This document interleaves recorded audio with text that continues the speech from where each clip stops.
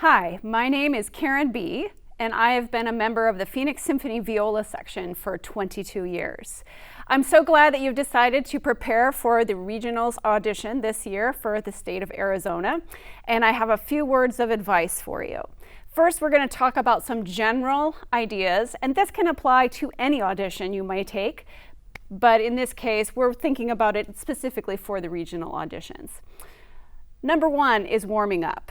So when we warm up, we're getting those muscles and the brain ready to go, but it is also tiring what we do physically and mentally. So make sure that you don't warm up too much and you don't exhaust yourself before the audition. This is especially a problem if you are playing later in the day. The temptation is to get 4 more hours of practice in, but we really just want to warm up the body. You've done all the hard work, you've done the preparation. So warm up those fingers and warm up your brain and be ready to go.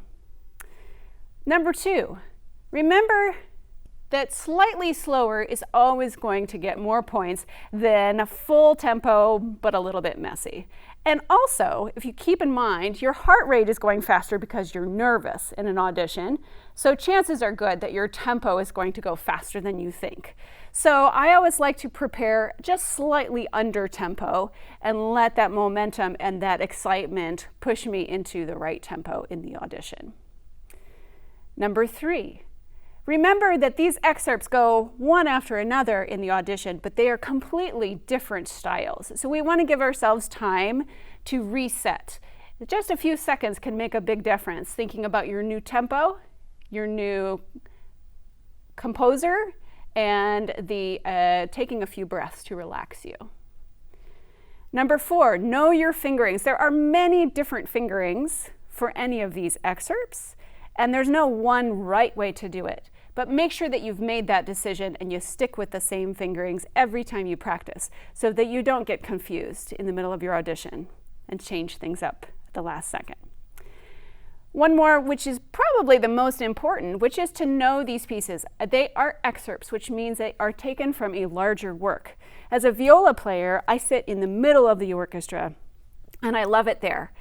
But it's important for me to be aware of everything else that's going on. And when I prepare excerpts, I must know what the rest of the orchestra is playing, because that's going to inform my decisions, how fast I go, the articulations, when am I important, and when do I need to take a back seat. So I encourage you to listen to recordings of the full orchestra pieces as you are preparing these works. And it is very clear to a judge that you have done that, because your playing is going to be reflecting that knowledge. Okay, let's go into the excerpts one by one. The first excerpt, there's not much that's complicated here. It's the most straightforward of the excerpts. Just a couple of things to be sure of. Make sure that your intonation is really solid, particularly on your chromatic notes. Make sure your tempo is consistent, and make sure that those ties and the syncopations are really, really clear and clean. Let's go on to number two. Number two is Bach, which means it's a completely different style than the first excerpt. And in the Bach, we have to be aware that the 16th notes are the melody. And when we are playing those 8th notes, we need to be light and short and stay out of the way, because someone else in the orchestra is always playing 16th notes. So we take our moment in the sun, and then we take a back seat when it's not our turn. Let's go on to number 3, which is Mozart. With Mozart, we always want to think about our articulation. So we want to be playing in the lower half of the bow, tiny, tiny little bows, so that you get that little click of articulation in every one of those 8th notes. This is a difficult skill for a lot of students, so practice, even when you're practicing slowly, practice in the right part of the bow and just tiny bows, and try to get that little click of articulation on every note. Number 4. Number 4 is loud and fast, and that's what's tricky about it. It's a nice key, we like that key, but it's really easy to get tangled up in your fingers. This is a perfect excerpt to be thinking about your tempo and how it's going to actually sound faster if you go a little bit slower, but you're really clean. So don't be afraid to just take the edge off of the tempo and just play it really clean and really well. It will sound great, I promise.